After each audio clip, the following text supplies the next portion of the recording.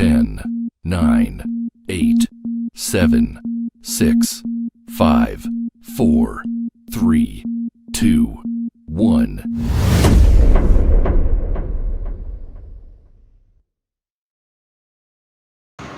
नमस्कार दोस्तों, आशु education centre Gangapur city में आपका हार्दिक स्वागत है। मैं इंजीनियर आर के सर आज आपको एक ऐसे टॉपिक के बारे में बताने जा रहा हूँ जो आपकी कैलकुलेशन में बहुत ज़्यादा मदद करेगा और उस टॉपिक का नाम है डिजिट सम, यानी कि हिंदी में बोलते हैं अंकों का योग।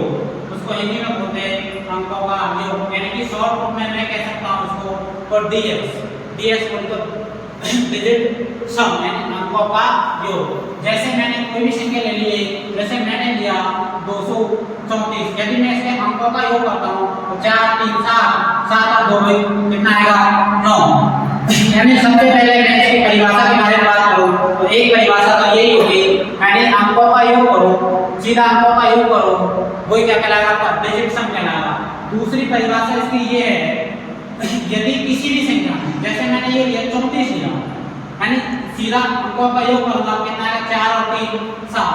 दूसरी परिभाषा है यदि इसके अंकों में यानी जो संख्या दे रखी है उसमें यदि अपन 9 का भाग देते हैं, जो भी संख्या दे रखी है उसमें अपन यदि 9 का भाग देते हैं तो जो भी शेषफल आएगा वही अंकों का योग कहलाएगा।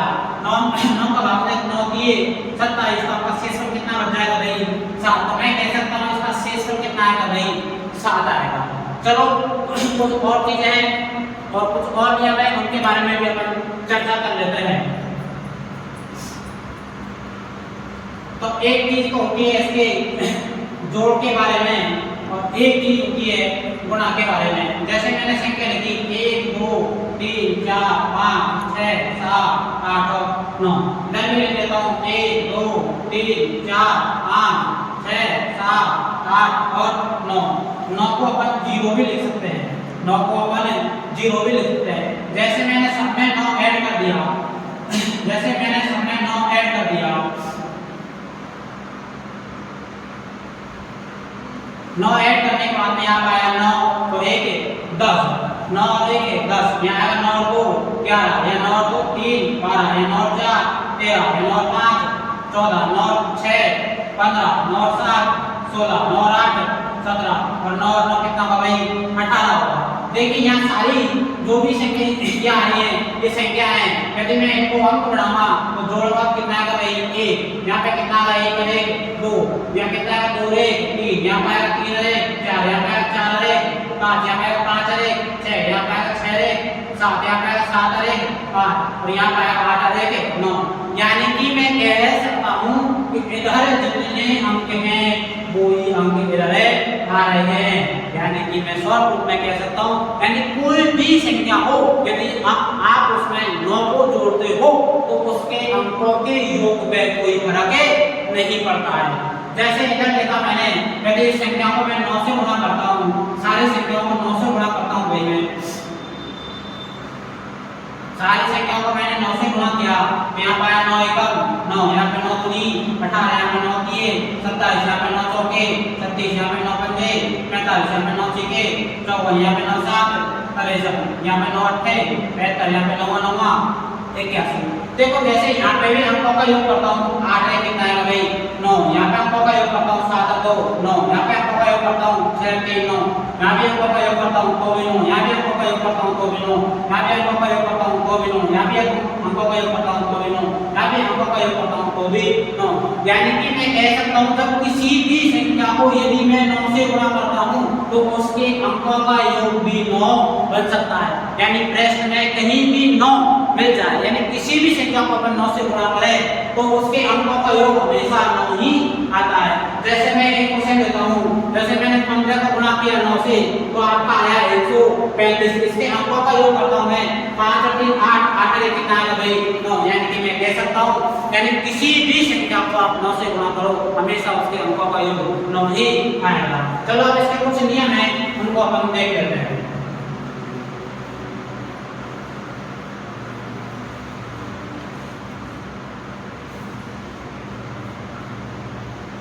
तो देखिए अपन पढ़ तो रहे, लेकिन अपन को ये भी पता होना चाहिए कि ये किस जगह और कहाँ यूज होते हैं। तो देखिए अपन के मैथ में एक चार्ज चलते हैं, प्लस माइनस जोड़, प्लस माइनस गुणा और भाग। यानी कि आज अपन से चर्चा करेंगे इन तीन चिन्हों के बारे में, और इस चौथे चिन्ह की चर्चा करेंगे अपन नेक्स्ट क्लास में। देखिए जैसे मैंने कोई भी संख्या ले ली, जैसे मैंने लिया 45 प्लस 12, यानी कि ये 57 के बराबर आएगा।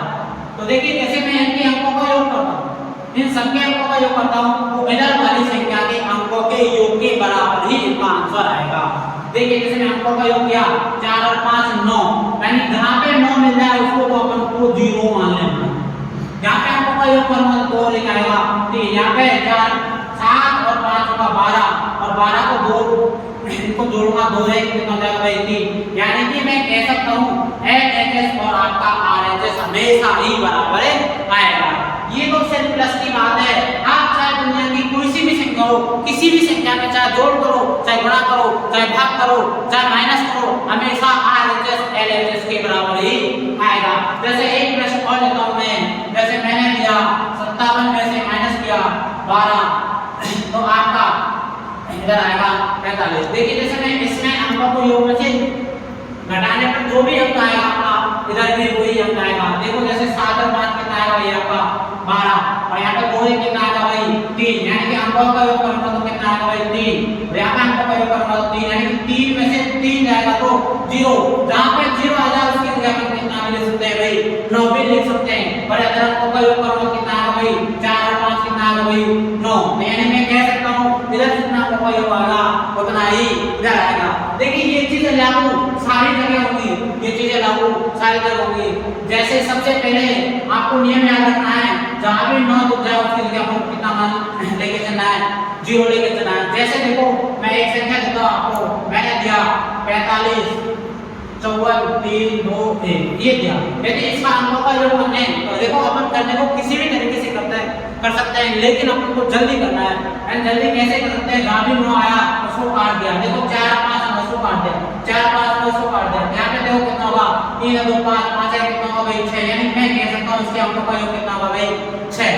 दूसरी बात ये है कि अपन इसको जैसे डिजिट संख्या आप कहीं भी किसी भी प्रतिशत में लगा दो या किसी भी भिन्न में लगा दो, किसी भी भिन्न में लगा दो तो उसके ऊपर कोई भी फर्क नहीं पड़ता।